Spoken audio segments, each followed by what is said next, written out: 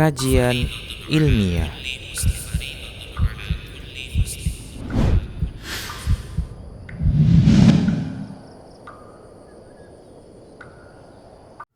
Bismillah. Assalamualaikum warahmatullahi wabarakatuh.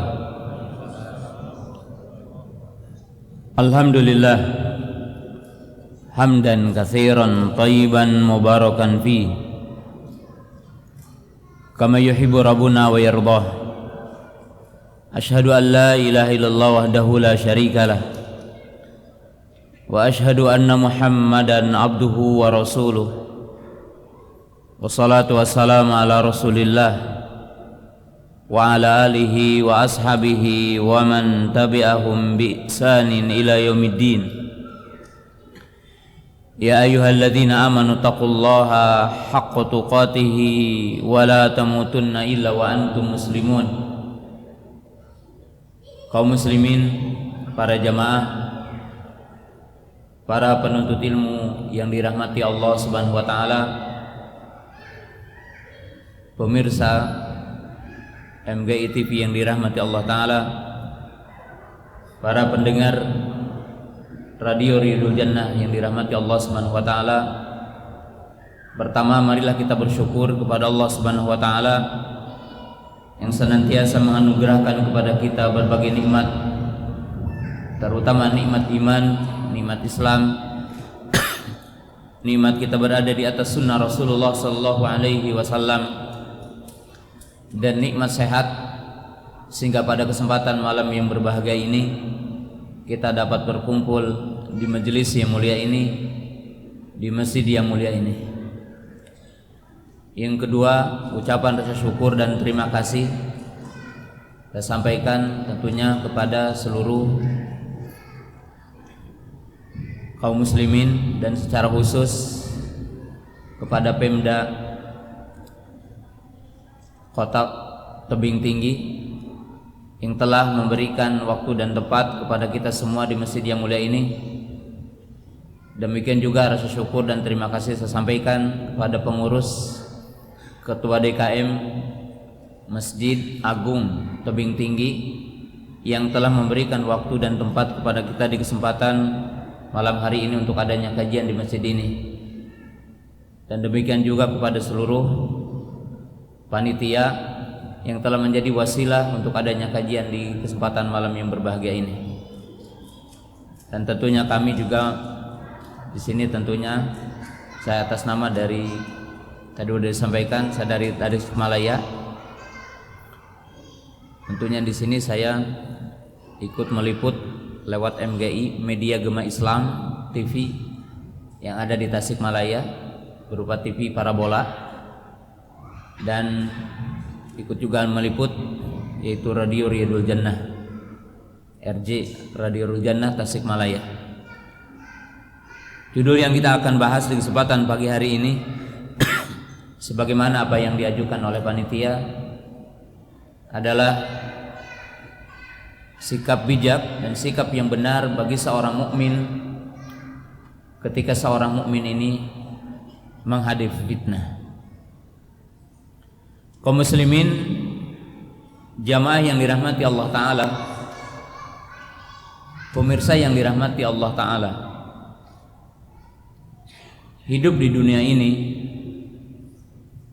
adalah perjalanan hidup yang memang adalah untuk diuji.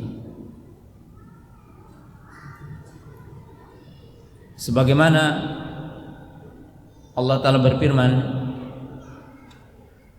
dalam surah Al-Mulk, alladzi khalaqal mauta wal hayata liyabluwakum ayyukum ahsanu amala.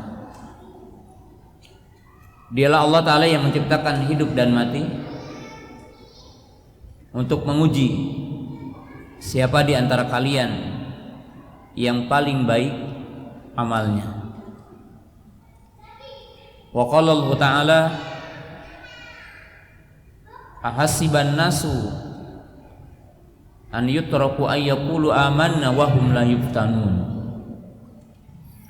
Apakah manusia mengira mereka akan dibiarkan untuk mengatakan beriman sedangkan mereka belum diuji. Oleh sebab itu baginda Rasulullah sallallahu alaihi wasallam juga mengajarkan kepada kita dalam doa ketika kita salat, itu dalam doa tasyahud, dalam tasahud akhir kita diperintahkan untuk berlindung kepada Allah dari fitnah, yaitu dari fitnah salah satunya adalah fitnah Dajjal, fitnah hidup dan fitnah mati. Allahumma inni a'udzubika min adabil qabri wa min adabin nar wa min fitnatil mahya wal mamat wa min fitnatil masihid dajjal. Oleh sebab itu Allah Ta'ala menjelaskan dalam Al-Quran tentang fitnah ini, bahwa hidup kita adalah untuk diuji. Dan Rasulullah Sallallahu Alaihi Wasallam menganjurkan kepada kita agar berlindung kepada Allah dari 4 fitnah, yaitu fitnah kubur, dari azab neraka, dari azab kubur, dari fitnah kubur, dan berlindung kepada Allah Ta'ala dari fitnah hidup dan fitnah kematian dan fitnah Dajjal. Kaum muslimin jamaah yang dirahmati Allah Subhanahu wa Ta'ala, fitnah yang memiliki makna artinya adalah ujian, ikhtibar, ujian. Dan fitnah di dalam Al-Quran memiliki banyak makna. Di antara makna fitnah yang disebutkan dalam Al-Quran artinya adalah ujian, cobaan dari Allah Ta'ala. Seperti dalam ayat yang tadi, itu surah Al-Ankabut, Allah menjelaskan, ahasiban nasu an yutraku ayaqulu amana wa hum la yuftanun. Apakah manusia mengira mereka dibiarkan untuk mengatakan beriman sedangkan mereka belum diuji?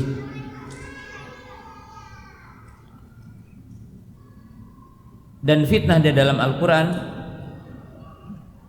memiliki makna yang artinya setiap bentuk kesesatan, setiap bentuk penyimpangan, setiap bentuk kerusakan. Seperti dijelaskan dalam Al-Quran, fitnah artinya adalah kesyirikan. Lihat dalam surah Al-Baqarah, Allah berfirman dalam ayat 193, Allah berfirman, wa qatiluhum hatta la takuna fitnah wa yakuna ad-dinu lillah. Perangilah mereka sehingga tidak ada fitnah, artinya tidak ada kesyirikan, dan agama ini tegak hanya agama Allah Ta'ala.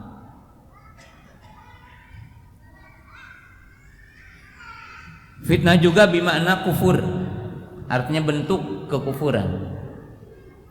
Seperti dijelaskan dalam surah Ali Imran, Allah berfirman, minhu ibtigha al-fitnati wa ibtigha at-ta'wili. Ketika Allah Ta'ala mengatakan huwallazi anzala 'alaikal kitaba minhu ayatun muhkamatun hunna umul kitabi wa ukhra mutasyabihat. Fa amal ladzina fi qulubihim zaygun fayattabi'una ma tashabaha minhu ibtigha al-fitnah wa ibtigha at-ta'wili. Dialah Allah Ta'ala yang menurunkan Alkitab, yaitu Al-Quran, yaitu kepada Nabi kita Muhammad SAW, Di antara ayat-ayatnya ada yang dinamakan ayat muhkamat, dan itu pokok dari kitab Al-Quran. Dan yang lainnya adalah ayat mutasyabihat. Maka adapun orang-orang yang condong kepada kesesatan, condong kepada kekufuran, maka mereka mengambil ayat-ayat mutasyabih ibtigha al-fitnah, karena mereka mengharapkan kekufuran, mengharapkan kerusakan. Jadi fitnah dalam ayat yang ketiga ini maknanya adalah kufur, kekufuran. Dan fitnah di dalam Al-Quran artinya adalah azab, berupa siksa. Itu siksa Allah kepada hambanya. Allah berfirman, "Dzuqu fitnatakum." Ai bima'na dzuqu adzabakum, yang artinya adalah rasakanlah siksa kalian. Itu berupa azab. Itu berupa siksa Allah Ta'ala kepada hambanya.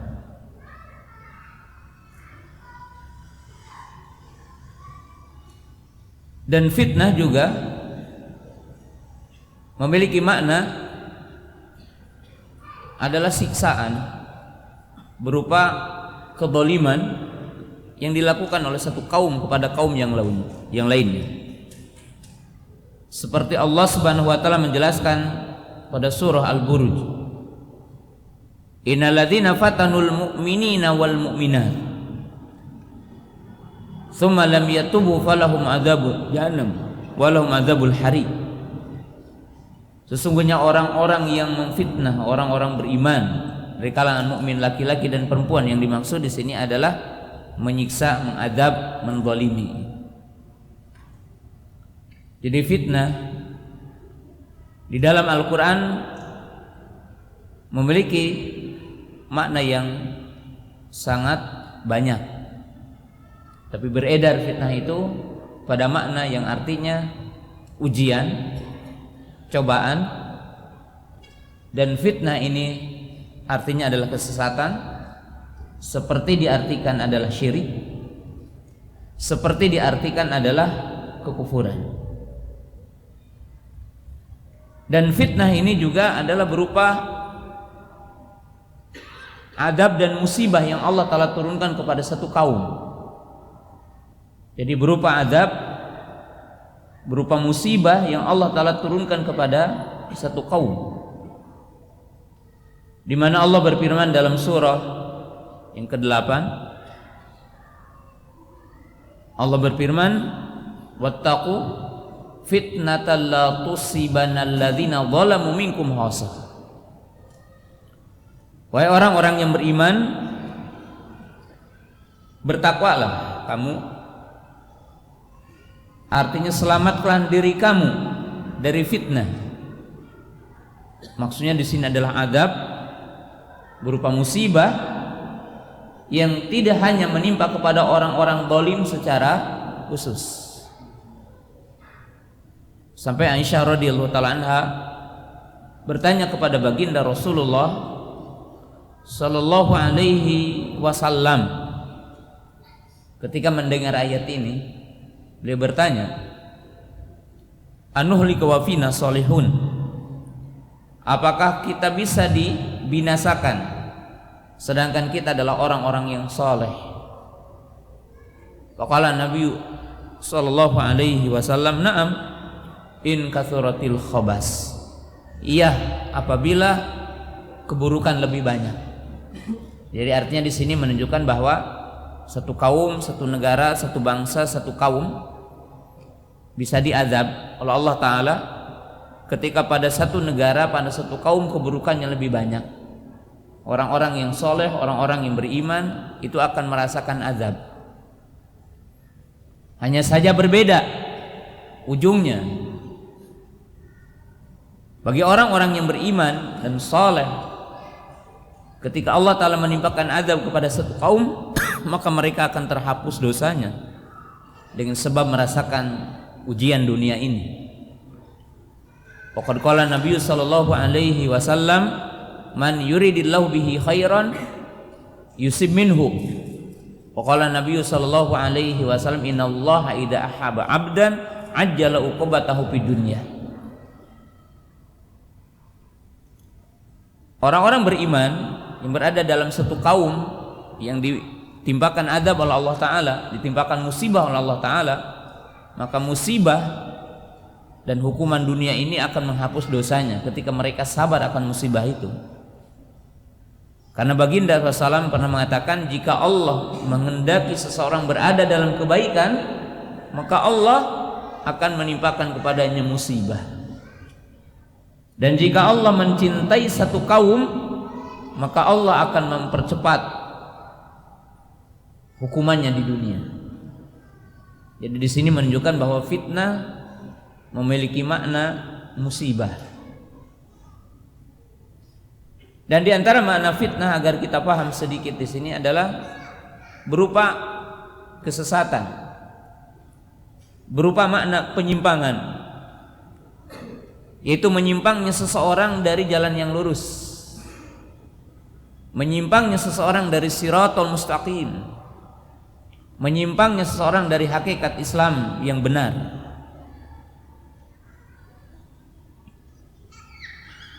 Sebagaimana Allah telah menjelaskan dalam ayat, wa may yushakkikir rasula min ba'di ma tabayyana lahul huda wa yattabi' ghayra sabilil mu'minin nuwallihi ma tawalla wa nuslihi jahannama wa sa'at masira.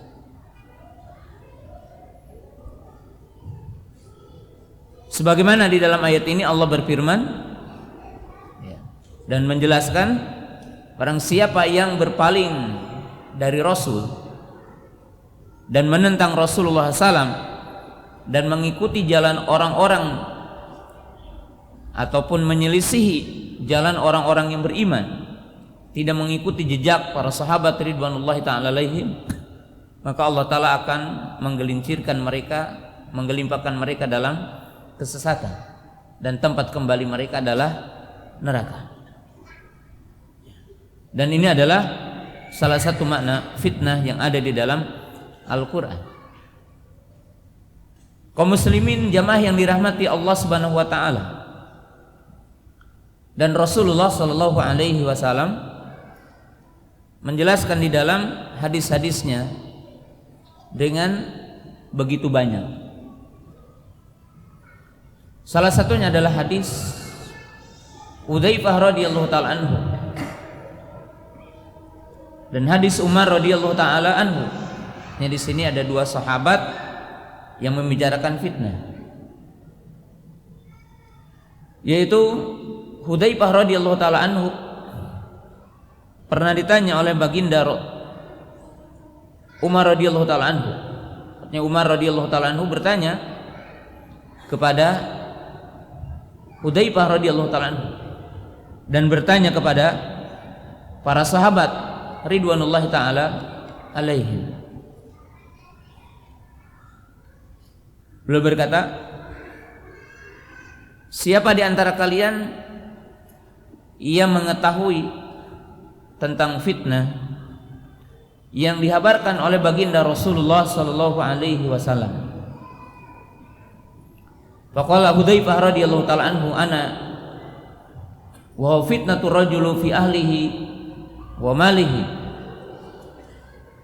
wa jiranihi tukaffiruha as-salatu wa sadaqatu wal amru bil ma'ruf wa nahyu 'anil munkar.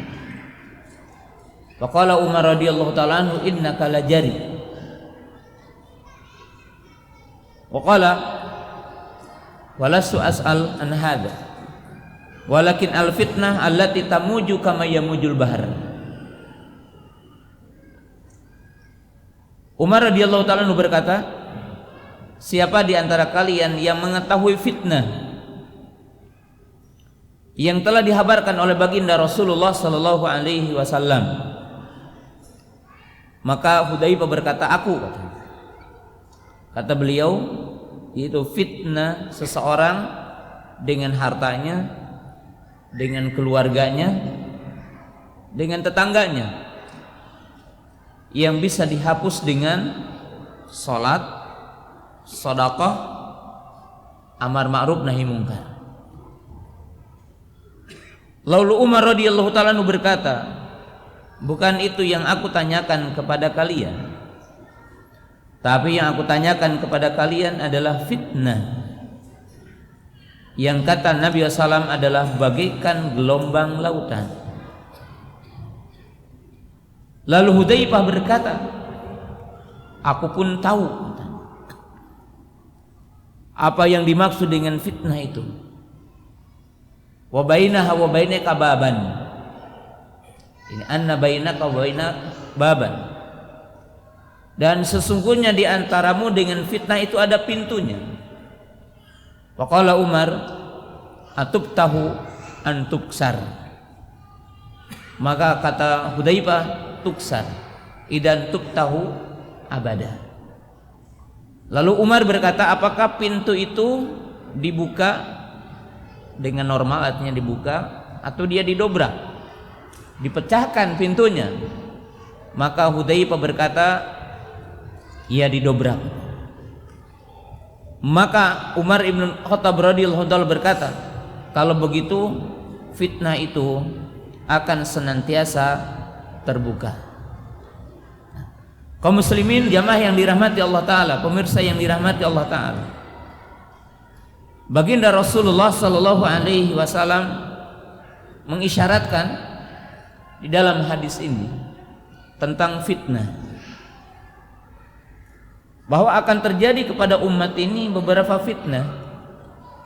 Salah satunya adalah fitnah yang dinamakan fitnah dunia, fitnah harta, fitnah keluarga, fitnah tetangga,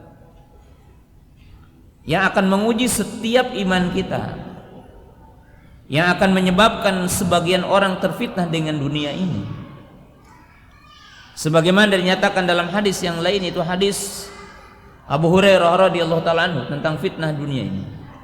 Qala Nabi sallallahu alaihi wasallam, badiru bil a'mal fitanan kaqit'atil lailil mudlima yusbihu rajulun mu'mina wa yumsi kafira wa yumsi mu'mina wa yusbihu kafira yabi'u dinahum bi'aradi minad dunya. Baginda Rasulullah mengatakan, bersegeralah kalian kepada amal sebelum muncul fitnah bagaikan potongan malam gelap gulita. Seseorang dimungkinkan paginya masih mukmin, sorenya telah kafir. Sorenya masih beriman dan paginya telah kafir.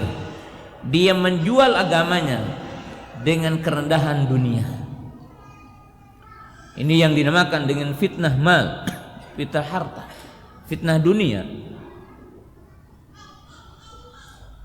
Dan fitnah harta tentunya kita tahu, inama amwalukum wa auladukum fitnah.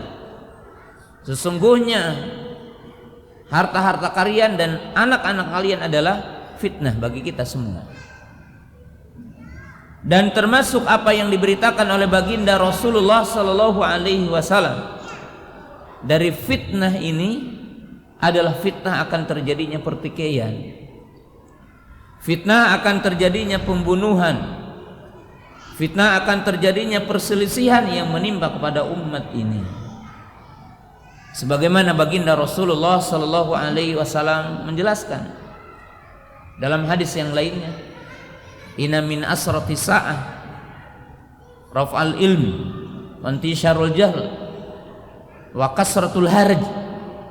Baginda Rasulullah mengatakan di antara ciri-ciri hari kiamat diangkatnya ilmu dan tersebarnya kebodohan, wa kasratul harj, dan banyak al-harju. Faqala qail, ya Rasulullah mal harju? Qala al-qatlu wa asyara biyadihi ila unuqihi. Bahwa baginda Rasulullah pernah ditanya, apa itu yang dimaksud al-harj? Maka beliau mengatakan, banyaknya pembunuhan. Dan ini adalah fitnah yang akan menimpa kepada umat ini. Dan di antara fitnah yang akan menimpa kepada umat ini, sebagai bagian yang penting untuk saya jelaskan dan sebagai penutup poin pertama, adalah fitnah yang disebutkan dalam hadis, munculnya kesesatan, munculnya perkara-perkara yang baru dalam agama ini. yang Rasulullah sallallahu alaihi wasallam mengatakan dalam hadis Irbad bin Sariyah radhiyallahu taala anhu dan dalam hadis Abu Hurairah radhiyallahu taala anhu dan jalan-jalan yang banyak. Beliau mengatakan, "Fa innahu man ya'ish minkum ba'di fa sayara ikhtilafan katsira fa 'alaikum bi sunnati wa sunnatil khulafi rasyidin al-mahdiyyin 'addu 'alaiha bin nawajid wa iyyakum wa muhdatsatil umur fa inna kulla muhdatsatin bid'ah." Baginda Rasulullah mengatakan, barang siapa yang hidup setelahku maka ia akan melihat perselisihan yang banyak. Maka hendaklah kalian berpegang teguh kepada sunnahku dan sunnah para khulafa ar-rasyidin yang mereka telah mendapatkan petunjuk. Dan hati-hatilah kepada setiap perkara yang baru, karena setiap perkara yang baru adalah bid'ah.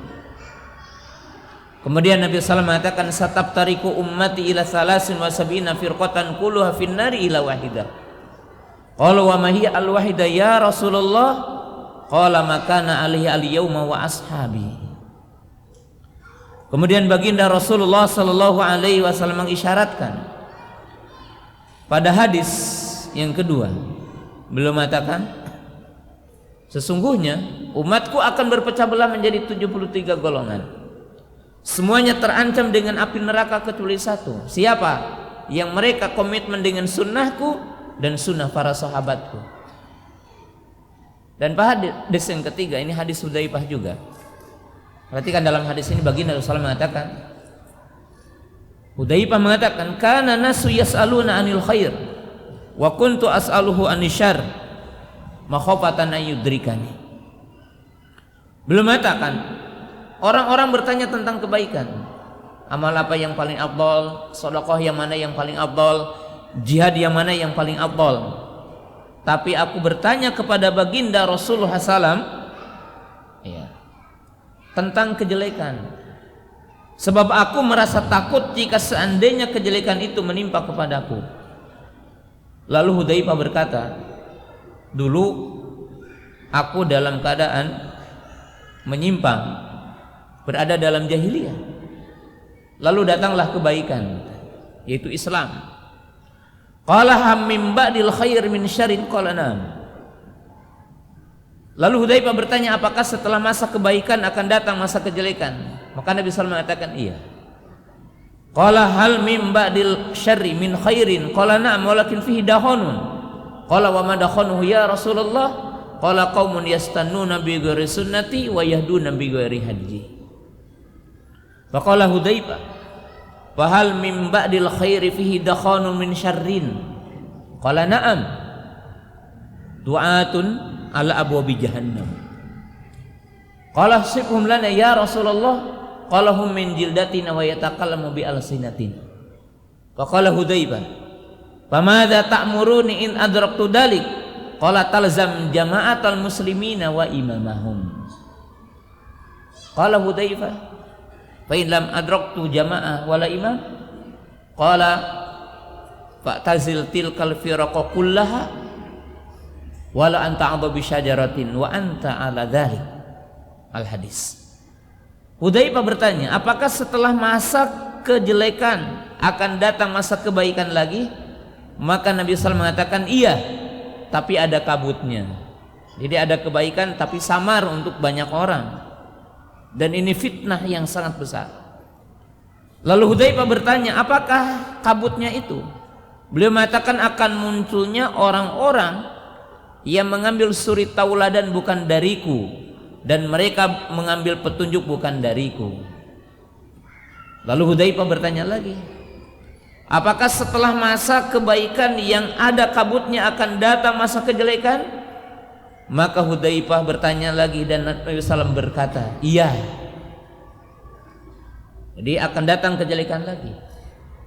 Apa itu kata Hudzaifah? Munculnya juru-juru dakwah, munculnya orang-orang yang akan menyuruh kita ke jurang api neraka.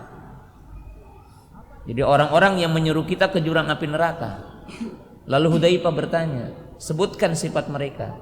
Mereka berkulit seperti kulit kita dan berbahasa dengan bahasa kita. Lalu Hudzaifah bertanya lagi, apa yang engkau perintahkan kepadaku jika aku mendapatkan masa ini? Maka Nabi SAW mengatakan, komitmenlah kepada jamaah kaum muslimin dan imam mereka, taati pemimpinmu dan ikutilah akidah ahli sunnah wal jamaah. Lalu Hudzaifah bertanya lagi, bagaimana jika seandainya aku berada di sebuah tempat dalam satu kondisi yang imamnya tidak ada, kemudian jamaah ahli sunnah tidak ada? Maka beliau mengatakan, tinggalkanlah semua kelompok-kelompok itu, walaupun engkau berada di sebuah hutan dan engkau makan dengan akar-akar dan engkau mati dalam seperti itu. Dan ini yang diisyaratkan oleh baginda Rasulullah sallallahu alaihi wasallam, yang dinamakan dengan fitnah akhir zaman. Jadi di sini kaum muslimin jamaah yang dirahmati Allah Ta'ala, fitnah yang disebutkan di dalam Quran dan Sunnah memiliki dua hakikat fitnah yang besar. Yang pertama adalah fitnah berupa syahwat. Fitnah berupa syahwat itu akan munculnya bentuk-bentuk kemaksiatan.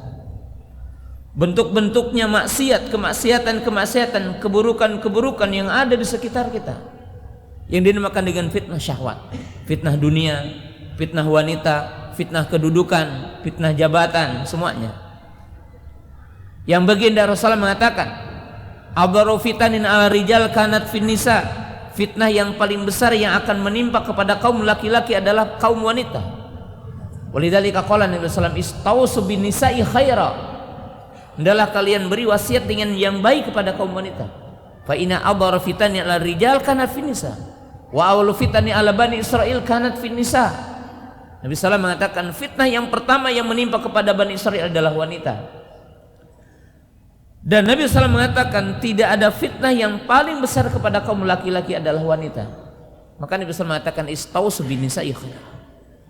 Fitnah dunia, fitnah harta, fitnah jabatan. Dan saking dahsyat fitnah harta, tadi dikatakan yusbihu rajulun mu'mina wa yumsi kafira, wa yumsu mu'mina wa yusbihu kafira, yabi'u dinahum bi aradi minad dunya. Saking dahsyat fitnah dunia ini, banyak orang yang kafir, yang murtad karena dunia ini. Baginda Rasulullah mengatakan mungkin seseorang paginya masih beriman, sorenya telah kafir. Sorenya masih beriman, paginya telah kafir. Kenapa? Karena dia diuji dengan dunia. Dia menjual agamanya dengan bagian dari dunia ini. Bahkan jamaah yang dirahmati Allah Ta'ala, Nabi SAW mengatakan dalam hadis yang lain, di akhir zaman banyak orang yang amal akhirat tujuannya dunia. Lihat dalam hadis ini, hadisnya dari Abdullah bin Mas'ud radhiyallahu taala anhu, kaifa antum idza labisatkumul fitan yarbu biha as-saghiru wa yahrumu fiha al-kabiru. Faqala qail mata takunu ya Aba Abdurrahman? Qala idza dhahabat ulama'ukum wa kasurat juhalaukum wa dhahabat fuqahaukum wa kasurat khutubaukum wal tumasid dunya bi amalil akhirah wa tufuqiha fi ghairi dinillah. Nabi SAW mengatakan dalam hadis ini, hadis Abdullah bin Mas'ud, hadisnya sahih, bagaimana kalian apabila datang masa fitnah yang dahsyat, dan begitu dahsyatnya lama fitnah itu, anak kecil akan menjadi dewasa dan orang-orang dewasa akan menjadi pikun. Artinya begitu lama dahsyatnya fitnah ini. Lalu seseorang bertanya kepada Abdullah bin Mas'ud, kunyahnya Abu Abdurrahman, kapan itu terjadi katanya. Jadi fitnah akan besar, fitnah akan tersebar, fitnah akan menguat, kesesatan akan menguat, kapan itu? Maka Nabi SAW menjelaskan, Abdullah bin Mas'ud mengatakan, inilah yang aku dengar dari Nabi SAW. Itu apa? Pertama, apabila telah pergi orang-orang yang berilmu, dan semakin banyak orang-orang yang tidak paham agama. Yang kedua, apabila semakin banyak para penceramahnya tetapi semakin sedikit orang yang faqihnya. Jadi yang ada di sekitar kita ini penceramah ya. Tapi kalau ditanya tentang hukum dia tidak tahu dalilnya. Semakin banyak penceramah tetapi semakin sedikit yang hafal Quran, semakin sedikit yang hafal hadis, semakin sedikit yang hafal aqwal ulama, faham kepada imam yang 4 semakin sedikit. Kemudian yang ketiga apa kata Nabi SAW? Dan munculnya orang-orang yang beramal akhirat tetapi tujuannya dunia. Hari ini orang puasa tujuannya apa? Kekebalan, ingin kebal gitu. Puasa ingin lancar usahanya. Pergi umroh ingin lancar usahanya, ingin lebih tenar gitu. Ya. Tujuannya dunia. Bahkan kita hari ini mungkin begitu banyak orang yang sejak awal pergi udah disorting itu pergi umroh dan disebar kemana-mana. Untuk apa? Ya mungkin prestise gitu kan. Bahkan ada orang yang memberi nasihat, antum sila umroh, alhamdulillah setelah saya umroh toko saya bertambah 1 gitu. Jadi tujuannya dunia semua. Wal tumisid dunya bi amalil akhir. Tujuannya dunia. Orang umroh ingin naik jabatannya, orang haji ingin naik jabatannya. Walaupun kita beriman kepada Allah Ta'ala, setiap amal soleh akan mendatangkan rizki. Tapi kita tidak hanya tujuan dunia. Dan yang keempat kata Nabi SAW, fitnah akhir zaman ini, banyak orang yang fokus untuk ilmu dunia, tapi mereka tidak tahu ilmu akhirat. Coba antum sekarang cek bimbel matematika, bimbel fisika, bimbel bahasa Inggris. Ada enggak bimbel yang membuka sifat wudhu Nabi, bimbel sifat sholat Nabi, bimbel tentang makna la ilaha illallah, itu diajari semua anak kita itu di sebuah perumahan bimbel tentang akidah. Ada enggak? Dunia semuanya kita hari ini. Udah diajari dari pagi sampai siang di sekolah tentang ilmu dunia, bimbelnya tentang dunia lagi. Maka Nabi SAW mewanti-wanti, ini fitnah akhir zaman. Bagaimana orang-orang beriman ini terseret? Bagaimana orang-orang beriman ini akan terbawa dengan fitnah ini? Kaum muslimin jamaah yang dirahmati Allah Ta'ala, ini yang diwanti-wanti oleh Nabi SAW tentang fitnah. Fitnah tentang syahwat, fitnah tentang dunia. Dan yang kedua adalah fitnah syubuhat, fitnah yang berkaitan dengan kesesatan, fitnah yang berkaitan dengan penyimpangan. Hari ini muncul sekte ini, hari ini muncul lagi ini itu. Bahkan kita juga tahu bahwa Nabi SAW mengatakan, sayati alaikum salasuna dajjaluna kulluhum yadda'una nubuwah. Nabi SAW mengatakan tidak akan terjadi ataupun di antara ciri-ciri hari kiamat akan muncul para dajjal yang mereka semuanya mengaku jadi nabi. Akan datang 30 dajjal yang mereka mengaku jadi nabi. Ini menunjukkan akan adanya penyimpangan. Jadi ini fitnah ya. Lalu setelah kita tahu fitnah, saya akan menjelaskan tabiat fitnah itu seperti apa agar kita berhati-hati. Apa yang dibicarakan oleh Nabi SAW tentang fitnah, ada beberapa poin yang harus kita paham setelah poin tadi kita paham. Yang pertama, fitnah itu akan menimpa kepada seluruh manusia, akan menimpa kepada seluruh kaum, akan menimpa kepada seluruh dunia dan seluruh bangsa. Fitnah tidak berarti hanya satu kaum saja, tapi fitnah itu adalah menyeluruh. Lihatlah pada hadis yang baginda Rasulullah SAW telah mengisyaratkannya, yaitu dalam hadis Abu Hurairah radhiyallahu ta'ala anhu. Qala, Abu Hurairah meriwayatkan bahwasanya Rasulullah sallallahu alaihi wasallam berkata, dan di saat itu bersama istri-istrinya. Qala hal tarawna ma'ara fi hadhihi lailah, apakah kalian melihat apa yang aku lihat di malam ini? Faqalula, maka mereka mengatakan tidak. Udah isya, ya kita isya dulu dan kita mendengarkan adzan dulu. Insyaallah kita lanjutkan nanti setelah isya.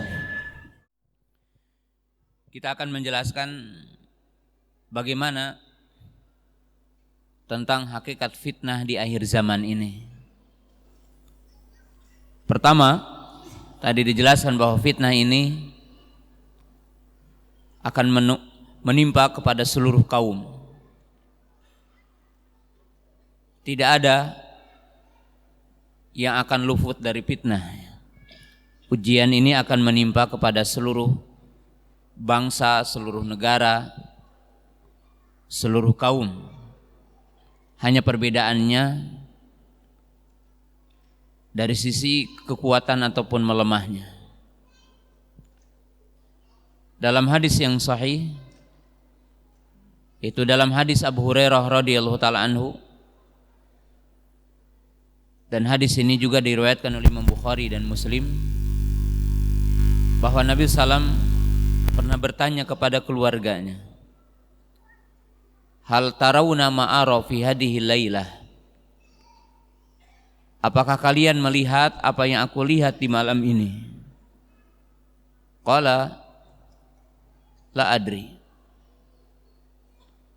Faqala inni la ara mawaqi al-fitani hilala buyutikum kama waqi'il qatari. Baginda Rasulullah mengatakan akan menimpa kepada kalian, atau aku melihat, kata Nabi SAW, benar-benar fitnah ini akan menimpa kepada kalian seperti turunnya hujan. Yani dalam satu riwayat dikatakan tanzilul fitanu hilala buyutikum kama yanzilul qataru. Nabi SAW mengatakan akan turun kepada kalian fitnah di tengah-tengah rumah kalian bagaikan turunnya hujan. Para ulama mengatakan tentang hadis ini, dan isyarat dari hadis ini, bahwa beliau mengatakan fitnah itu umum, fitnah itu menyeluruh, dan fitnah itu banyak. Yani dilalah ala kathrah wal umum. Fitnah itu banyak dan fitnah itu akan menyeluruh. Tidak ada di antara kita yang akan lepas dari fitnah ini. Tidak ada satu kaum yang akan lepas dari fitnah ini. Ini sesuatu yang harus kita tahu tentang fitnah itu. Yang kedua, bahwa fitnah itu tidak datang tahun, tidak datang hari, tidak datang pekan, dan tidak datang bulan, dan tidak akan datang tahun kecuali akan lebih buruk dari fitnah yang sebelumnya. Jadi semakin dekat kepada hari kiamat, maka fitnah itu akan semakin dahsyat. Baginda Rasulullah sallallahu alaihi wasallam menjelaskan sebagaimana disebutkan dalam hadis Anas bin Malik radhiyallahu taala anhu. Di saat itu ada orang-orang bertanya kepada Anas bin Malik radhiyallahu taala anhu tentang fitnah Hajjaj ibnu Yusuf. Jadi ketika Hajjaj ibnu Yusuf melakukan bentuk kezaliman, Hajjaj ibnu Yusuf dikisahkan adalah pemimpin yang diktator, yang keras di saat itu. Lalu orang-orang bertanya dan mengadu kepada Anas bin Malik tentang perilaku pemimpinnya di saat itu. Faqala Anas bin Malik radhiyallahu ta'ala anhu, isbiru fa innahu la ya'ti zamanun illa walladhi ba'dahu syarrun minhu hatta talqaw rabbakum sami'tuhu min nabiyyikum sallallahu alaihi wasallam. Maka Anas bin Malik berkata, ketika orang-orang mengadu, mengeluh tentang apa yang dirasakan dari pemimpinnya di saat itu, yaitu dari Hajjaj bin Yusuf rahimahullahu ta'ala, maka Anas bin Malik berkata, sabarlah kalian, karena tidak ada waktu kecuali akan lebih jelek dari yang sebelumnya. Sehingga kalian bertemu dengan Rabbmu, datangnya kematian, datangnya hari kiamat. Dan demikianlah aku mendengar dari baginda Rasulullah sallallahu alaihi wasallam. Jadi dalam hadis ini menunjukkan bahwa fitnah akhir zaman akan semakin dahsyat, akan semakin besar. Kita akan mengetahui kemaksiatan di zaman dulu dengan kemaksiatan di zaman hari ini berbeda. Perzinahan. Sekarang kan bapak menzinahi anaknya, anaknya menzinahi ibunya, bapak tiri menzinahi anaknya. Pembunuhan juga, bapak membunuh anaknya, anak membunuh bapaknya, ibunya membunuh bayinya hari ini. Ini menunjukkan bahwa keburukan akan semakin dahsyat. Dan ini yang mengatakannya bukan kita tetapi baginda Rasulullah SAW. Bahkan baginda Nabi SAW mengatakan, inna min waraikum ayyamas sabri kal qabidi al jamr al amiluna fiha lahum ajruna khamsina minkum. Nabi SAW mengatakan akan datang hari-hari setelah kalian di mana orang yang bersabar di atas kebenaran bagaikan orang yang memegang bara api. Jadi orang-orang yang berpegang teguh kepada kebenaran, kepada hak, kepada sunnah Rasulullah SAW, berpegang teguh kepada Islam, berpegang teguh kepada dinul Islam bagaikan orang yang memegang bara api. Dan baginda SAW mengatakan siapa yang sabar di saat itu, ganjarannya dilipat gandakan dengan 50 kali lipat ganjaran di antara kalian. Artinya hitobnya kepada para sahabat di saat itu.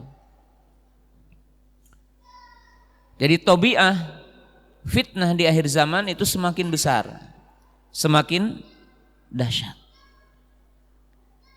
Yang ketiga, bahwa di antara ciri fitnah dan tabiah fitnah itu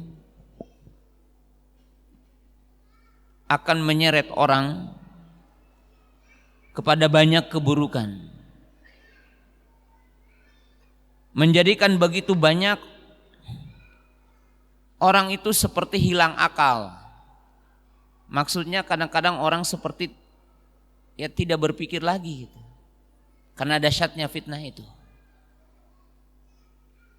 Menyeret orang-orang yang hebat, menyeret orang-orang yang intelektual, bahkan mungkin orang yang dikatakan beragama terseret dengan fitnah itu. Karena Nabi SAW mengatakan dalam hadis yang tadi,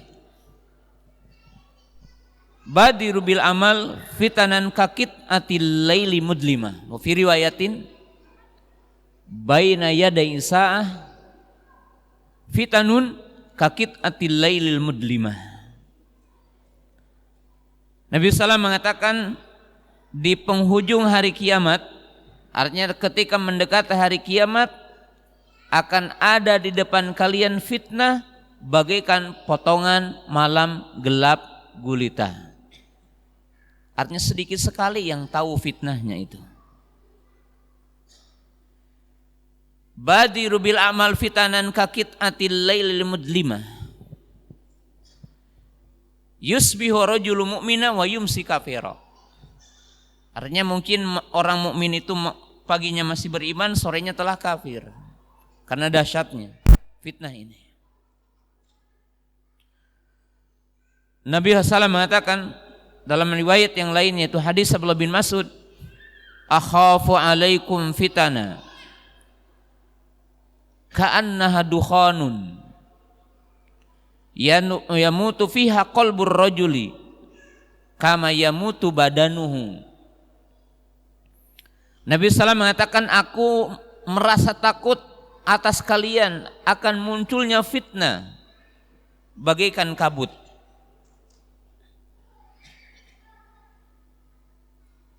yang dengan sebabnya akan mati hati-hati orang, bagaikan jasadnya mati. Jadi di sini menunjukkan akan mematikan hati manusia, sehingga tidak mengetahui kebenaran dan kebatilan karena hatinya mati. Quran yang dibacakan tidak memberikan pengaruh kepada dirinya. Nasihat-nasihat yang dibacakan di depannya tidak berguna lagi. Kenapa? Karena mati hatinya. Dan di sini dahsyatnya fitnah mematikan hati manusia, menyeret orang kepada kesesatan, menyeret orang kepada kekufuran, menyeret orang kepada keburukan. Bahkan mungkin kita akan melihat begitu dahsyatnya fitnah. Orang-orang yang tidak terbayang akan terfitnah. Orang-orang yang dikatakan intelektual dari bangsa ini umpamanya, orang-orang yang dikenal beragama, itu akan terbawa dengan begitu dahsyatnya fitnah yang akan menimpa kepada kita semua ini. Itu fitnah di akhir zaman. Dan fitnah ini akan silih berganti. Karena digambarkan oleh baginda Nabi SAW, tamuju kama yamujul bahar. Fitnah ini adalah bagaikan gelombang lautan, silih berganti. Dan dahsyat. Dahsyat. Kaum muslimin jamaah yang dirahmati Allah Subhanahu wa taala. Lalu setelah kita tahu tentang fitnah, hakikat fitnah, bagaimana fitnah itu, maka bagian yang terakhir yang saya ingin jelaskan di sini adalah bagaimana kita menyelamatkan diri dari fitnah ini.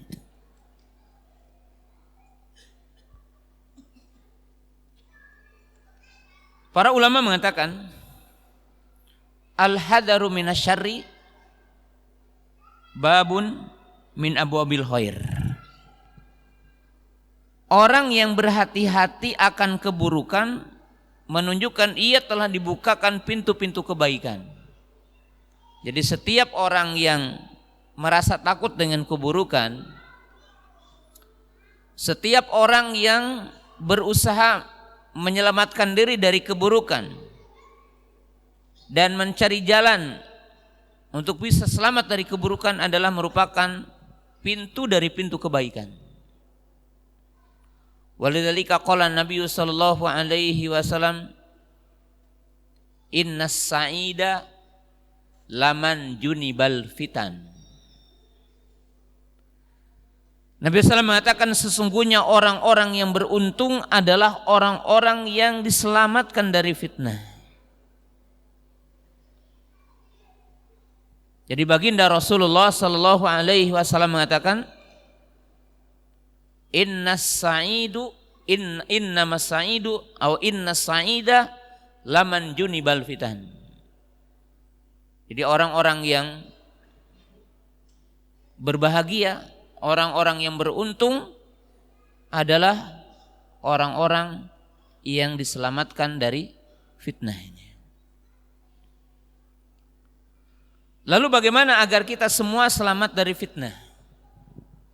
Ada beberapa poin yang penting yang saya akan jelaskan di malam ini dalam kesempatan yang singkat ini. Yang pertama dan utama adalah thalabul ilmi nafi wal juhdu fi talabiha wal hirsu fi talabiha. Di antara poin yang sangat penting bagi setiap di antara kita, setiap mukmin, agar kita selamat dari fitnah adalah belajar ilmu agama ini, bersungguh-sungguh dalam mempelajarinya bersemangat dalam mempelajarinya.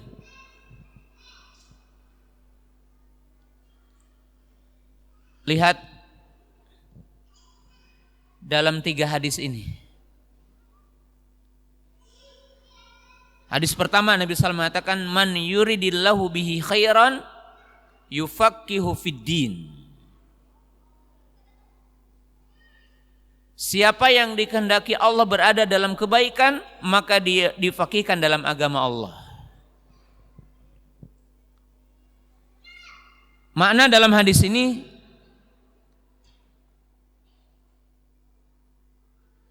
sebagaimana dijelaskan oleh para ulama, siapa yang dikehendaki Allah berada dalam setiap amal kebaikan, berada dalam amal soleh, berada dalam akidah yang lurus, berada di atas manhaj yang lurus, maka mesti dia faqih kepada agama Allah. Dan siapa yang dikehendaki Allah selamat daripada semua bentuk penyimpangan, selamat dari kekufuran, selamat dari kesyirikan, selamat dari bid'ah, selamat dari maksiat, maka dia akan faqih kepada agama Allah. Jadi mustahil orang yang tidak paham kepada agama Allah dia akan selamat dari penyimpangan. Faqih.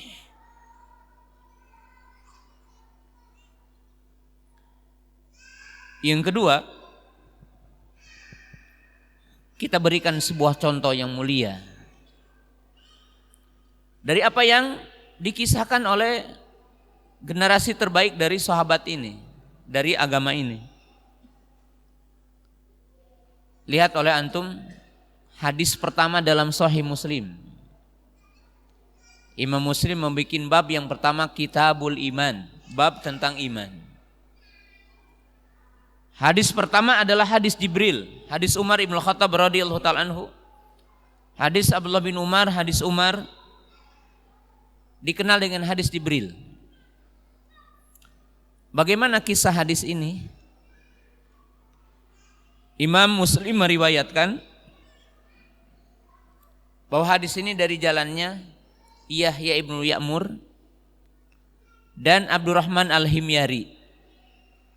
Ini 2 tokoh dari ahlu Kufah, orang-orang yang ada di negeri Irak waktu itu, berada di kota Kufah. Lalu telah terjadi penyimpangan di kota ini, satu sekte yang dinamakan dengan Qadariyah. Orang-orang yang menyimpang tentang masalah takdir, yang dipimpin oleh seorang yang terkenal Ma'bad al-Juhani.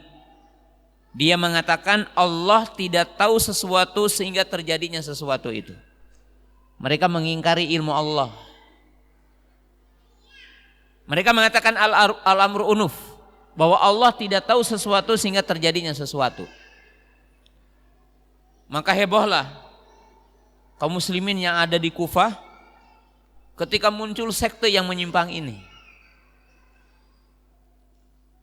Maka kedua tokoh dari mereka, yaitu Yahya ibnu Ya'mur dan Abdurrahman al-Himyari, pergi menunaikan ibadah haji.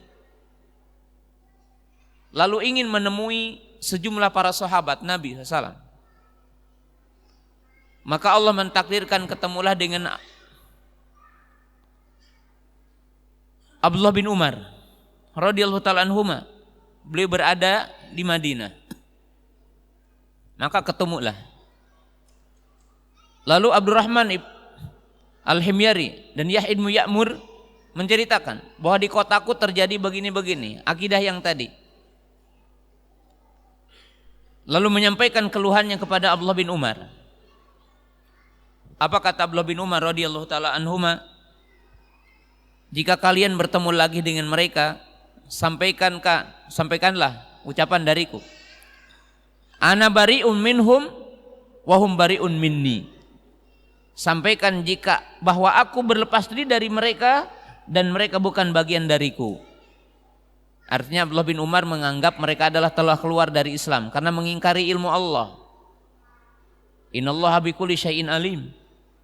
Ya'lamu ma fis samawati wa ma fil ard, dan ayat-ayat yang lainnya. Lalu Abdullah bin Umar berkata, dan sampaikanlah ucapanku kepada mereka. Kalaulah mereka berinfak dengan emas sebesar gunung Uhud, maka Allah tidak akan menerima infak mereka sehingga mereka beriman kepada takdir. Kata Abdullah bin Umar, karena aku mendengar sebuah hadis dari bapakku yaitu Umar ibn Khattab radhiyallahu ta'ala anhu. Itu hadis Jibril. Ketika Nabi SAW ditanya oleh Jibril alaihissalam, mal iman? Qala al imanu an tu'mina billahi wa malaikatihi wa kutubihi wa rusulihi wal yaumil akhiri wa an tu'mina bil qadari khairihi wa syarrihi. Maka legalah Abdurrahman ibnu Ya'mur, Abdurrahman al-Himyari, Wahab ibnu Ya'mur, dan menyampaikan kepada kaum muslimin. Di sini kaum muslimin pemirsa yang dirahmati Allah Ta'ala, apa yang bisa menyelamatkan kita dari keburukan adalah ilmu. Ilmu. Ketika orang-orang Kufah heboh dengan penyimpangan, jawabannya apa? Jawabannya ilmu. Hadis Nabi SAW. Sampainya argumentasi, sampainya ilmu kepada mereka. Dan mereka pergi mencari ilmu untuk menyelesaikan masalah mereka. Fitnah yang ada di tengah mereka dengan apa? Dengan ilmu. Dan ini satu kemuliaan sejarah ya. Ini contoh hadis yang kedua. Yang ketiga, ilmu adalah jawaban dari fitnah. Lihat oleh antum yang paling sederhana, hadis Abu Sa'id Al-Khudri ada dalam kitab Riyadhus Shalihin yang paling mudah. Tentunya dalam Sahih Bukhari dan Muslim ada. Dalam kitab tentang masalah taubat, babut taubah, bab tentang taubat, Imam Nawawi rahimahullahu ta'ala mencantumkan hadis bahwa Nabi SAW mengkisahkan dulu ada orang yang membunuh 99 orang. Lalu dia ingin bertaubat. Pertama kali dia bertanya kepada seorang rahib ahli ibadah tapi sempit ilmunya. Dia bertanya, aku telah membunuh 100 orang. Lalu aku bertanya, apakah bagiku ada taubat? Ini si rahib itu menjawab dengan tanpa ilmu tapi dengan semangat. Dia mengatakan, bagaimana mungkin engkau telah membunuh 99 orang, Allah akan mengampunimu. Sehingga dia putus asa di saat itu dan dibunuhnya si rahib itu. Maka genaplah yang dibunuh menjadi 100 orang. Lalu terbetik lagi dalam hatinya ingin bertaubat. Dia berjalan lagi. Lalu dia ditunjukkan kepada orang yang paling alim dari penduduk bumi. Lalu dia bertanya, aku telah membunuh 100 orang dan aku ingin bertaubat kepada Allah. Apakah Allah akan membuka taubat bagiku? Qala hadzal alim, mahala bainaka wa baina taubah. Apa yang menghalangi engkau dengan taubat? Ya. Lalu dia berkata, kalau engkau ingin bertaubat, kamu jangan pulang ke negerimu. Tapi pergilah ke negeri Anu, di sana ada orang-orang soleh. Beribadahlah dengan mereka. Ya. Dan berkumpullah dengan mereka. Lalu pergi orang itu, lalu meninggal dunia sebelum sampai tujuan. Maka berseterulah antara malaikat rahmat dengan malaikat azab. Kata malaikat azab, ini telah membunuh 100 orang. Kata malaikat rahmat, enggak, dia telah bertaubat dengan taubatan nasuha. Maka datang malaikat yang ketiga dan berkata, di mana dia berada? Apakah di tanah yang baik atau di tanah yang jelek? Maka dia didapatkan sejengkal tanah berada di tanah yang baik. Maka diambillah oleh malaikat rahmah. Apa pelajaran dalam hadis ini? Pelajaran dalam hadis ini begitu banyak, tapi kita ambil singkatnya dengan judul ini. Bahwa ilmu adalah jawabannya. Ketika ilmu yang tidak berbicara, kebodohan yang berbicara, bertambah dosa 100 orang yang dibunuh. Dan ketika orang menjawab masalah agama dengan ilmu, bukan dengan ilmu, maka terjadi fitnah tambahan, terbunuh dia. Kenapa? Karena bukan ilmu yang bicara. Tetapi ketika ilmu yang berbicara dan orang berilmu yang berbicara, maka terjadi kebaikan, berhenti dari membunuh. Dia bertaubat dengan taubatan nasuha. Jadi kaum muslimin pemirsa yang dirahmati Allah Ta'ala, orang mukmin mesti sungguh-sungguh mencari ilmu agamanya, agar dia faham betul-betul ya, apa yang harus dilakukan. Dan tentunya di antara solusi fitnah ini adalah dekat dengan ulama, duduk dengan orang-orang alim. Sekaligus dalam hadis ini juga menunjukkan kalau kita ingin selamat dari fitnah adalah duduk dengan orang baik. Jadi ada 3 solusi agar kita selamat dari fitnah. Pertama, semangat mencari ilmu. Kedua, duduk dan bertanya kepada orang berilmu. Ketiga adalah duduk dengan orang-orang yang baik, bertetangga dengan orang yang baik, duduk dengan orang-orang soleh, dekat dengan orang-orang yang akidahnya lurus. Kita lihat dalam sebuah riwayat, Yusuf ibn Asbat pernah berkata, "Kana abi qadarian wa ahwali rawafid fa anqadiyanallahu bi Sufyan fahamalin ala sunnah." Kata Yusuf ibn Asbat, bapakku menyimpang, akidahnya akidah qadariyah katanya. Dan paman-pamanku adalah bermadzhab Rafidhah.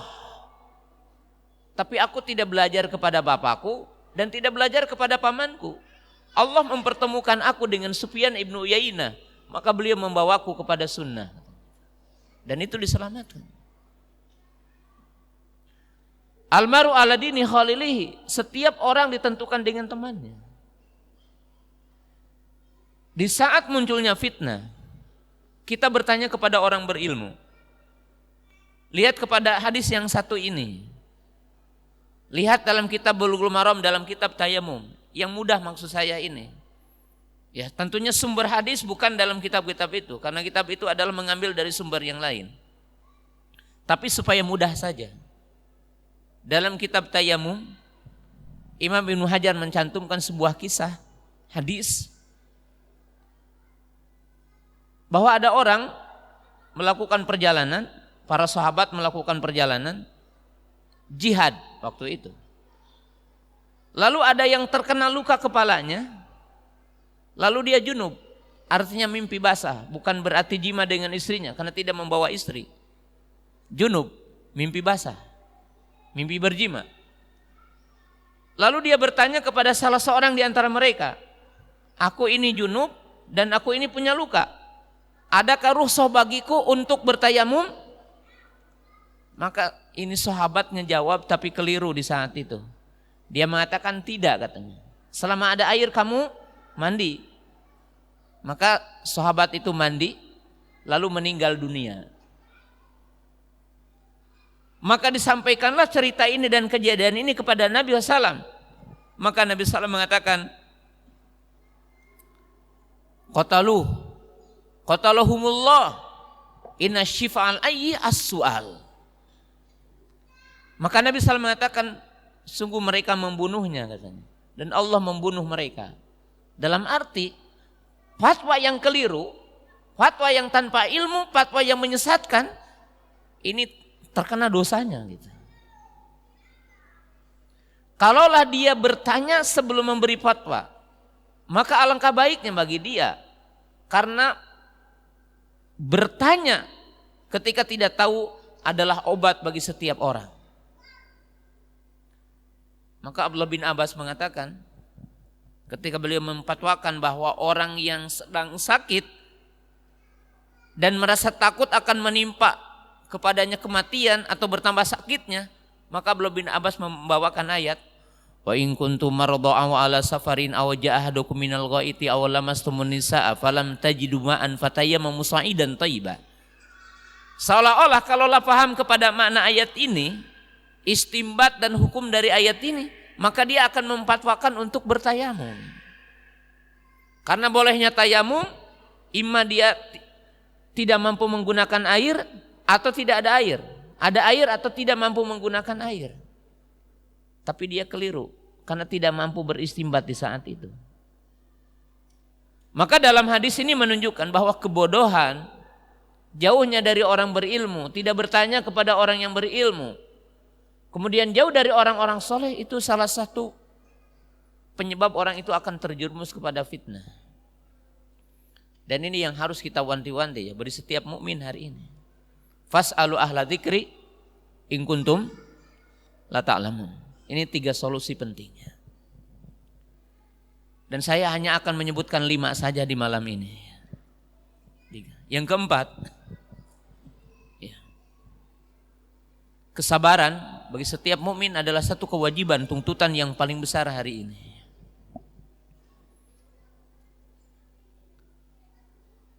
Hal itu sebagaimana apa yang diwasiatkan oleh Nabi SAW dan apa yang diwasiatkan oleh Anas bin Malik radhiyallahu taala anhu, apa yang beliau dapatkan dari Rasulullah sallallahu alaihi wasallam. Beliau mengatakan ketika mendapatkan ujian kaum muslimin dari Hajjaj, kezaliman di saat itu, pemimpin yang diktator, banyak ulama yang terbunuh di saat itu, banyak orang-orang yang soleh dibunuh di saat itu, dan orang-orang bertanya kepadanya. Faqala Anas bin Malik, isbiru fa innahu la ya'ti zamanun illa huwa syarrun mimma qablahu hatta talqaw rabbakum sami'tuhu min nabiyyikum sallallahu alaihi wasallam. Maka beliau mengatakan, sabarlah kalian, karena sesungguhnya tidak akan datang tahun, tidak akan datang hari, tidak akan datang bulan, tidak akan datang pekan kecuali akan lebih buruk dari yang sebelumnya. Bersabarlah kalian sehingga kalian bertemu dengan Rabbmu. Baginda Nabi SAW mengatakan, inna min waraikum ayyaman as-sabr qaqabil al-jamr al-amiluna fihi lahum ajruna khamsina minkum. Nabi SAW mengatakan dalam hadis yang tadi, setelah kalian, artinya setelah masa para sahabat, akan ada hari-hari orang yang bersabar di saat itu bagaikan orang yang memegang bara api. Jadi dahsyat, akan dapat ujian yang dahsyat, fitnah yang dahsyat.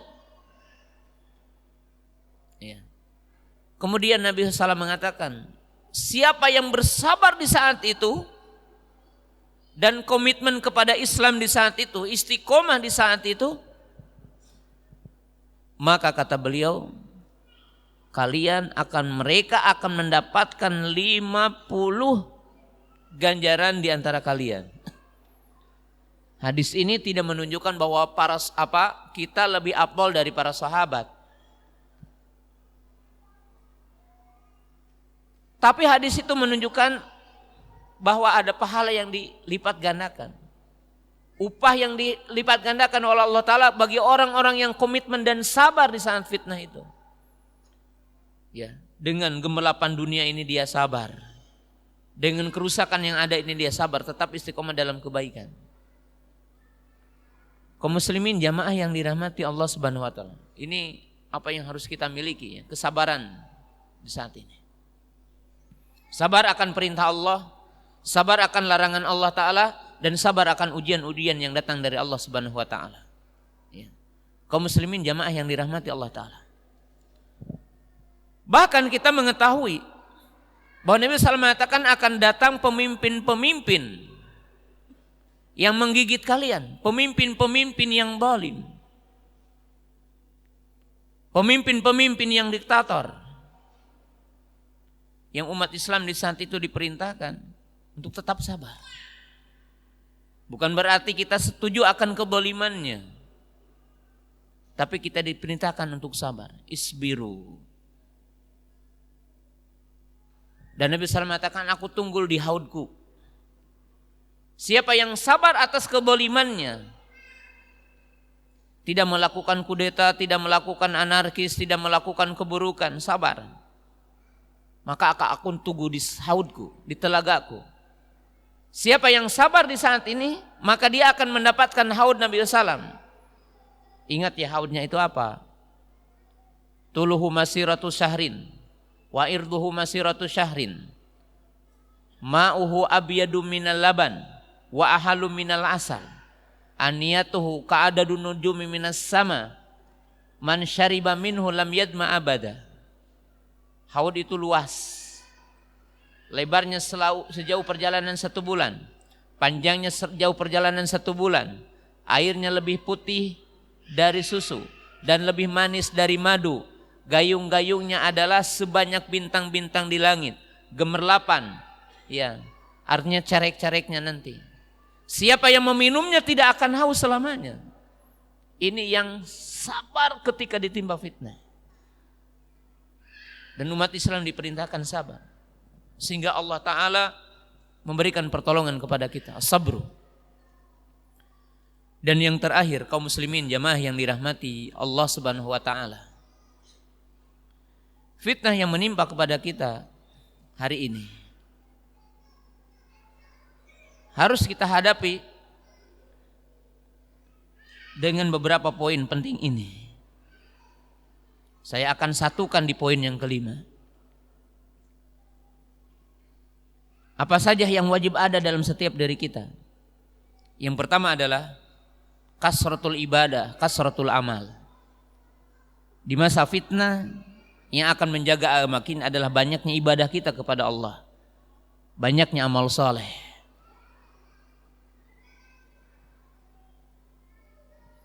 Jangan disalahpahami kata-kata ini. Ketika kita muncul kepada kita pemimpin yang zalim, maka setiap fitnah dihadapi dengan amal soleh kita. Karena gambaran pemimpin kita adalah gambaran dari dosa kita. Maka Nabi SAW mengatakan, al-ibadatu fi hajri ka hijrati ilayya. Beribadah di masa ketika munculnya pembunuhan, kerusakan adalah seperti orang yang berhijrah kepada aku. Banyak amal, salat malam, puasa sunnah, salat duha dan yang lainnya. Banyak amal soleh, sedekah. Yang kedua, harus dihadapi dengan kelembutan. Arifku walin, lemah lembut di saat fitnah. Tidak boleh dengan sikap keras, kekerasan, keburukan. Sebab Nabi SAW mengatakan, makan arifku fi syai'in ila zana.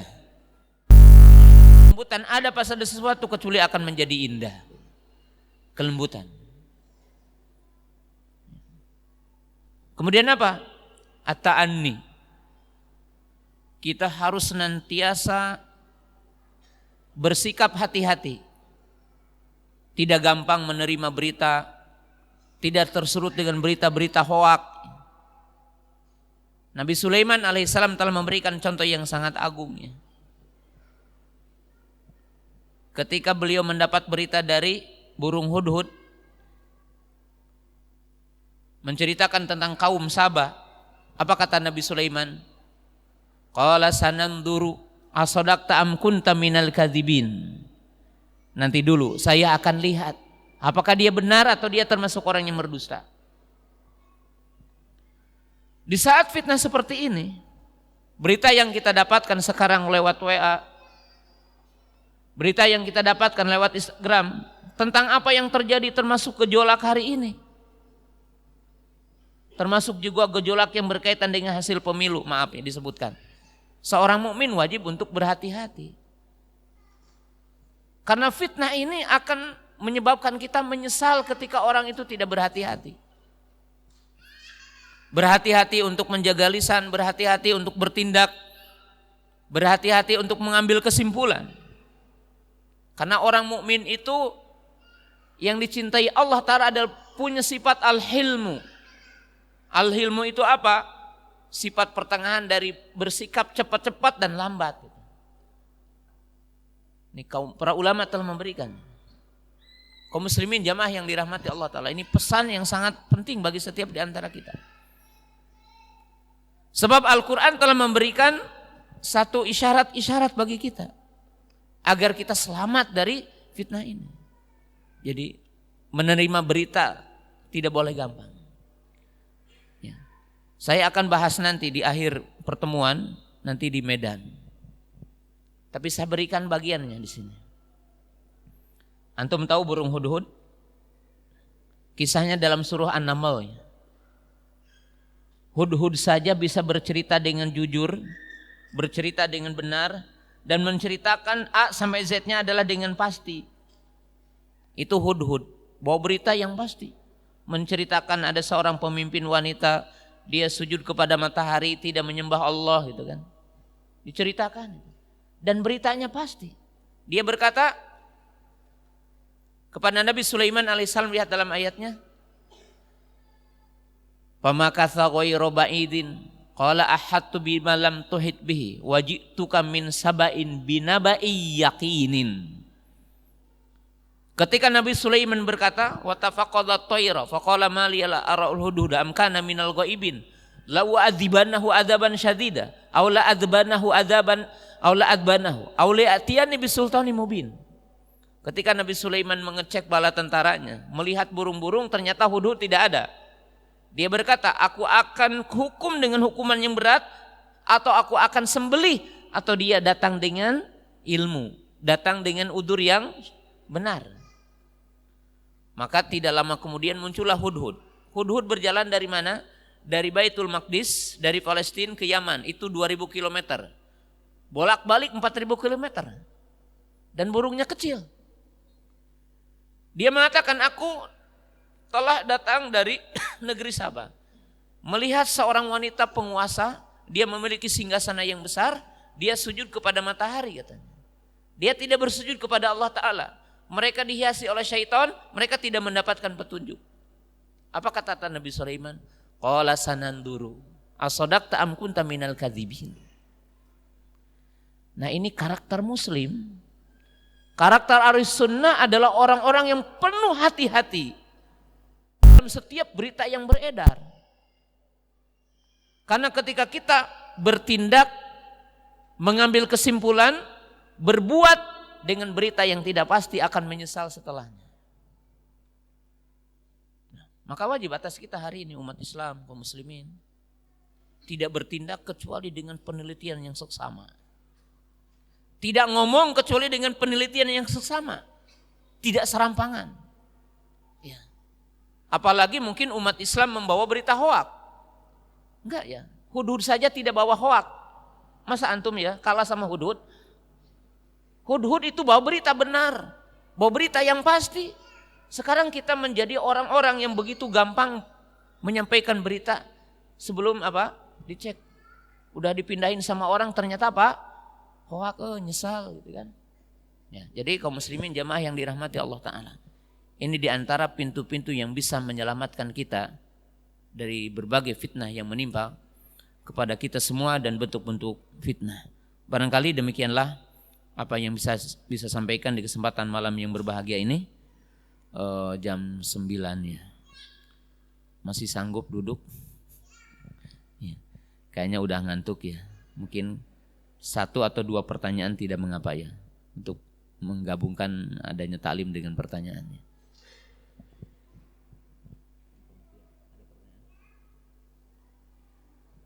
Ada yang bertanya?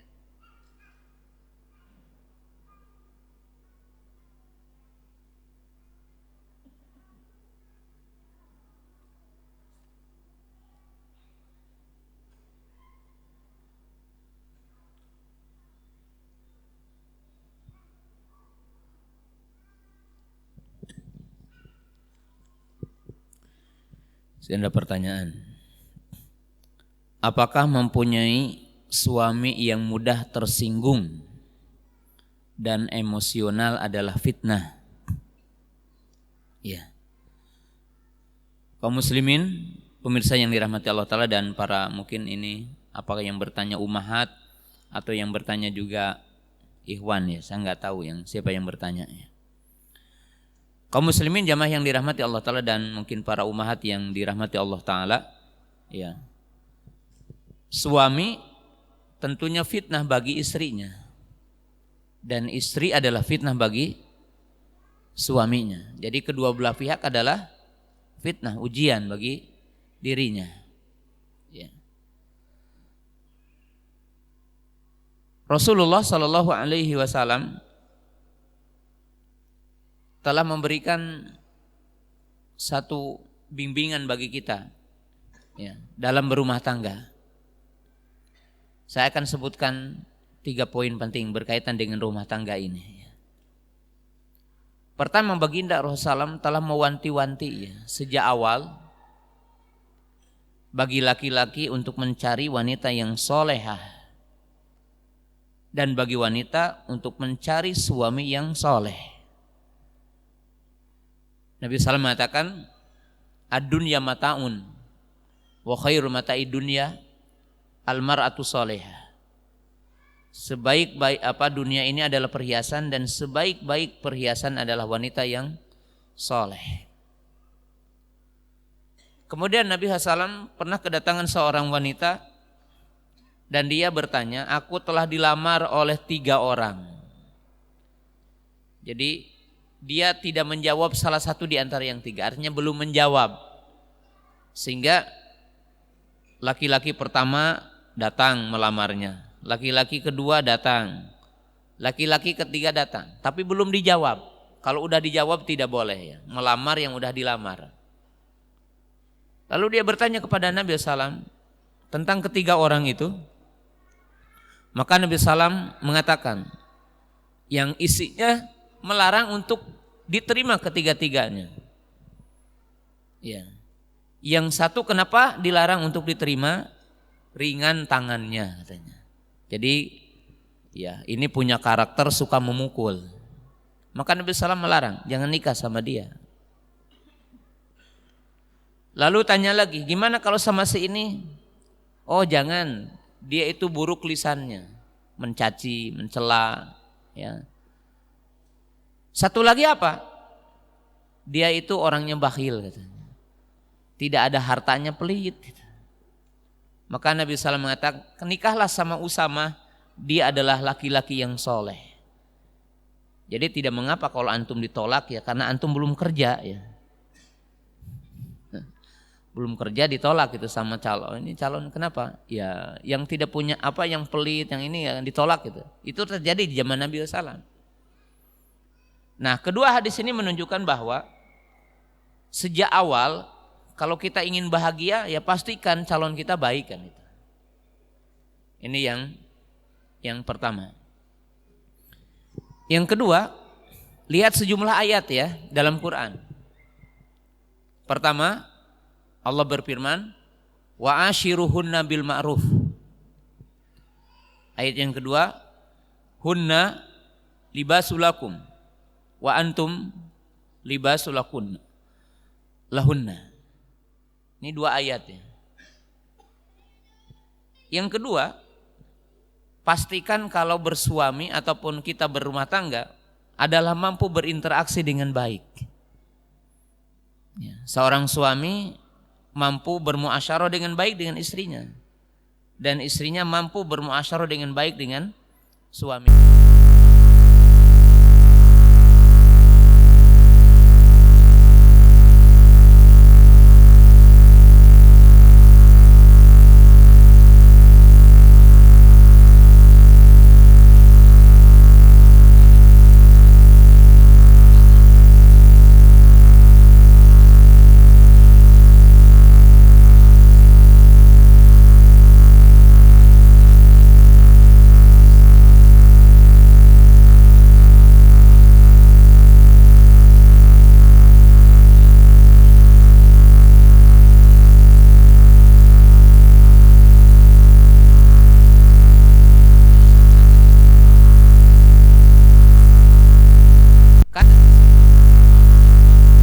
kharaja ila sholati walam yatawadda. keadaan Nabi SAW salah seorang istrinya, lalu beliau keluar untuk sholat dan tidak berwudu lagi. Jadi kita melihat suami mencium istri itu hanya di sinetron aja gitu. Tapi Nabi SAW melakukannya setiap mau sholat gitu. Dan ini muasyarah, indah sekali Nabi SAW itu. Qalat Aisyah radhiyallahu ta'ala anha, kan Nabi SAW fi mihmati ahlihi, fa idza hadaratis sholatu kharaja. Keadaan Nabi SAW itu suka membantu kebutuhan istrinya, dan apabila datang waktu sholat pergi. Indah gitu. Jadi siapapun yang ingin berumah tangga dengan indah, itu adalah mampu berinteraksi dengan baik keduanya. Dan yang ketiga, ya, kalau dari pertanyaan tadi, jawabannya begini. Hadis sahih, Nabi SAW mengatakan, rahimallahu imra'an qama minal laili thumma shalat thumma aiqadha ahlaha fa in abat nadahaha bil ma wa rahimallahu imra'atan minal laili fa shallat thumma aiqadat ahlaha fa in aba nadatatuhu bil ma. Nabi SAW mengatakan Allah merahmati seorang suami, seorang laki-laki yang bangun malam, lalu dia sholat, bangunkan istri. Berat bangun, maka diperciki matanya dengan air. Tapi bukan disembur dengan satu ember air, ya bukan. Dan Allah merahmati seorang wanita, seorang istri, bangun malam, sholat, lalu membangunkan suaminya. Kalau suaminya berangkat berat bangunnya, maka diperciki matanya dengan air. Kedua-duanya dirahmati. Jadi dalam hadis ini menunjukkan jemaah yang dirahmati Allah Subhanahu wa taala bahwa ya sebenarnya tidak ada dalam rumah tangga itu yang tidak masalah. Suami adalah ujian bagi istrinya dan istrinya adalah ujian bagi suaminya. Kalau kita punya dua komponen yang tadi, komponen yang pertama kedua-duanya baik, dan komponen yang kedua adalah melaksanakan syariat Islam bersama, itu indah dalam kehidupan ini. Tapi manakala kita diuji oleh salah satunya, maka di situ adalah harus adanya kecerdasan berkomunikasi. Kemampuan untuk beramar ma'ruf, kemampuan berkomunikasi, kecerdasan untuk beramar ma'ruf. Karena dalam hadis tadi disebutkan bagaimana seorang istri membangunkan suaminya, bagaimana seorang suami membangunkan apa? Istrinya. Jadi selama kita tidak mampu itu, maka tidak akan indah dalam berumah tangga. Dan saya ingin menyampaikan pesan untuk para bapak nih. Dan tulis dengan tinta emas, maaf ya, dalam bahasa saya. Suami yang paling rendah cara berpikirnya dan paling rendah dalam bersikap adalah yang suka mengancam istrinya dengan kata cerai. Karena dia tidak punya qawamah, tidak punya lisan. Sering begini ya, kalau kamu pergi saya cerai, kalau tidak taat saya cerai, kalau begini terus saya cerai. Ini menunjukkan laki-laki yang tidak mampu untuk berbicara dengan baik. Suami yang tidak mampu berkomunikasi dengan baik, tidak punya bahasa, tidak punya kata-kata untuk berbicara kepada istrinya. Padahal lihat ya dalam Al-Quran, ar-rijalu qawwamuna 'alan nisa. Namanya pemimpin itu mampu berbicara, mampu mengarahkan. Nah, ini. Demikian juga seorang istri gitu, yang senantiasa menuntut kepada suaminya, Pak kalau begini terus ya pisah saja gitu kan, sama juga gitu. Boleh minta cerai, boleh. Menyeraikan juga boleh. Tapi lihat dalam Quran. Allah memerintahkan untuk islah gitu kan. Allah memerintahkan untuk menjaga pernikahan ini. Gitu. Jadi ini masalah-masalah yang sangat penting dalam berumah tangga. Satu lagi aja.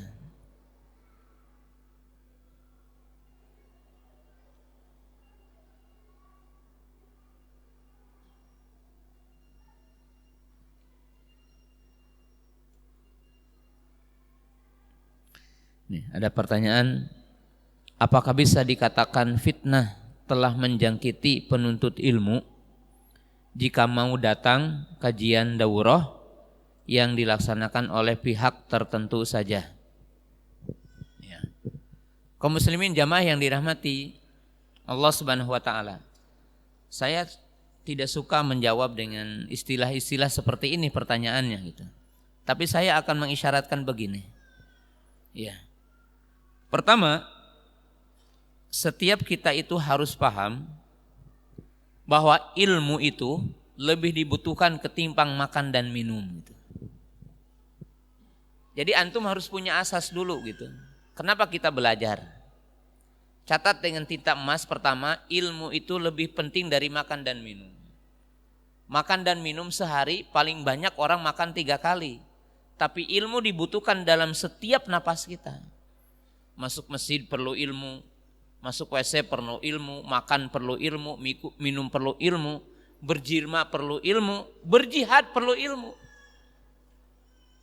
Maka kalau kita menganggap ilmu itu adalah lebih penting dari makan dan minum, tidak akan ada pertanyaan ini.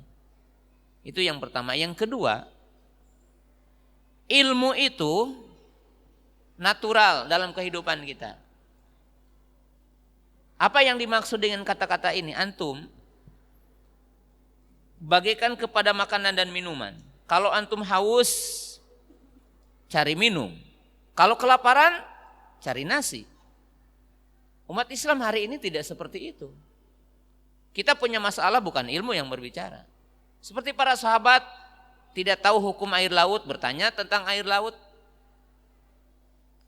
Mereka tidak tahu tentang hukum bagaimana keluar darah bagi wanita, darah istihadah, bertanya kepada Nabi SAW. Indah sekali gitu kan.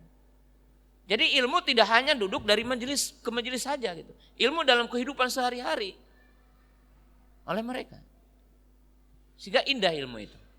Itu yang kedua. Ketiga, para sahabat itu bergantian mencari ilmu dan saling mengasih tahu ilmu. Lihat dalam Sahih Bukhari, bab bergantian mencari ilmu. Umar bin Khattab dengan tetangganya dari Ansor itu berkata, kalau aku datang kepada Nabi SAW, maka aku datang ke rumahnya dan aku mengetuk pintunya dan aku menghabarkan tentang hadis di hari ini. Satu ketika katanya aku tidak hadir, tiba-tiba dia mengetuk pintu rumahku dengan kencang. Lalu telah terjadi sesuatu yang besar. Lalu aku mengecek katanya, ternyata Nabi SAW itu sedang menghardik beberapa istrinya. Lalu Umar bin Khattab bertanya, apakah engkau mencerai istri-istrimu? Kata Nabi SAW, tidak. Allahu Akbar, pulang. Jadi indah, ilmu itu seperti ini. Kemudian yang selanjutnya, ilmu itu diambil dari ahlinya. Orang yang betul-betul ahli ilmu. Bukan diambil sekedar kita dengar dari YouTube atau apapun apa. Enggak, ilmu itu diambil dari ahlinya dan bertemu dengan orangnya. Dan ini kehidupan para sahabat ridwanullahi ta'ala alaihim. Dan pesan yang terakhir saya ingin katakan, tabligh akbar itu bagian kecil dari thalabul ilmi.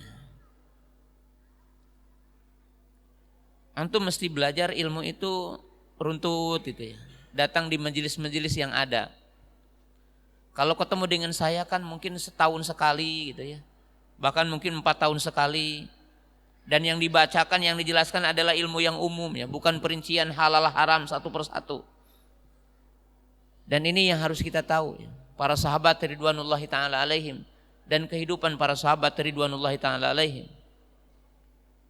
Kemudian nasihat yang terakhir juga saya ingin sampaikan. Ya.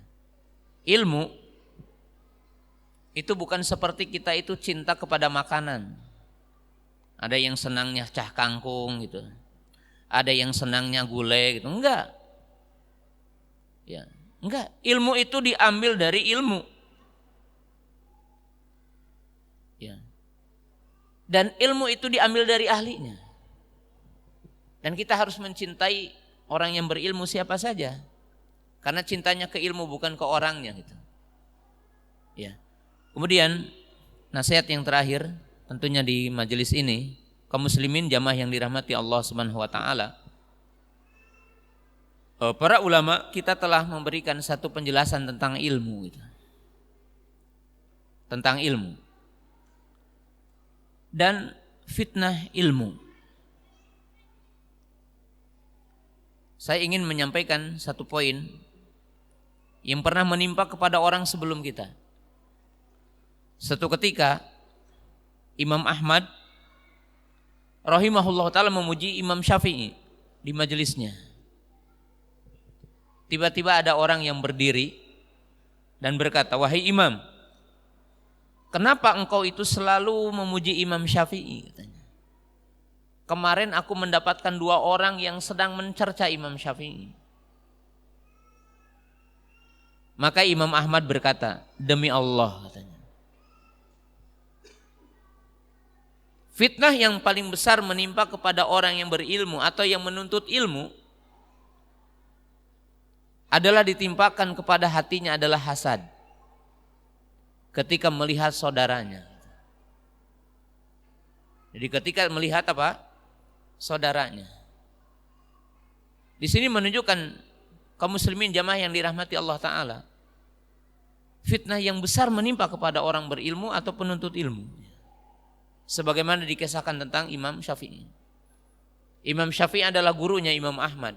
Imam Ahmad adalah muridnya Imam Syafi'i. Kedua-duanya saling mencintai. Dan indah sekali. Dan indah sekali.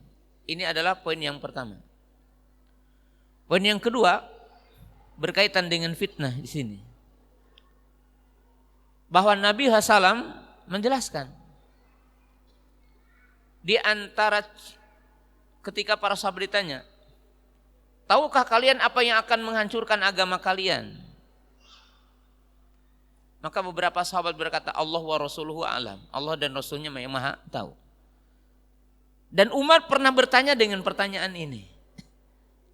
Lalu Umar mengatakan, di antara yang bisa merusak agama kalian adalah an yaltamisal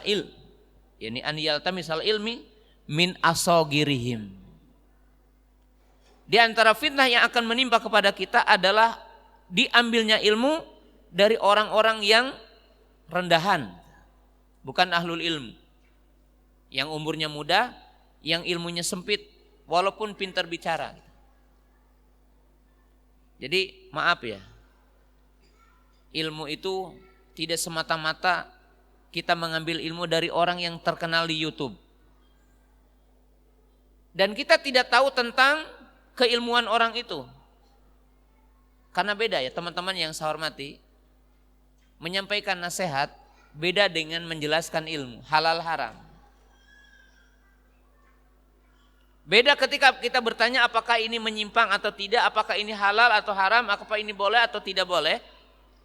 Itu perlu kepada dalil, perlu kepada istinbat yang benar, perlu kepada fatwa ulama yang dia nisbatkan tentang hukum itu. Masalahnya kita hari ini, tadi mungkin senang dengan tidak senang, oh ini saya udah beberapa kali lihat di YouTube gitu. Walaupun mungkin kalau masalah ilmunya pas-pasan saja gitu. Tapi kan pakai media gitu kan. Nah ini adalah yang diwanti-wanti oleh Nabi SAW dan para sahabat ridwanullahi ta'ala alaihim. Kemudian yang terakhir, Nabi SAW mewanti-wanti di antara fitnah yang paling besar yang menimpa kepada orang-orang berilmu dan orang-orang yang mencari ilmu adalah ketidakikhlasan. Jadi ketidakikhlasan ketika kita mencari ilmu dan ketika kita menyampaikan ilmu. Maka siapa yang menempuh ilmu dan berjalan mencari ilmu dengan ikhlas, Allah akan memberikan taufik dan hidayah.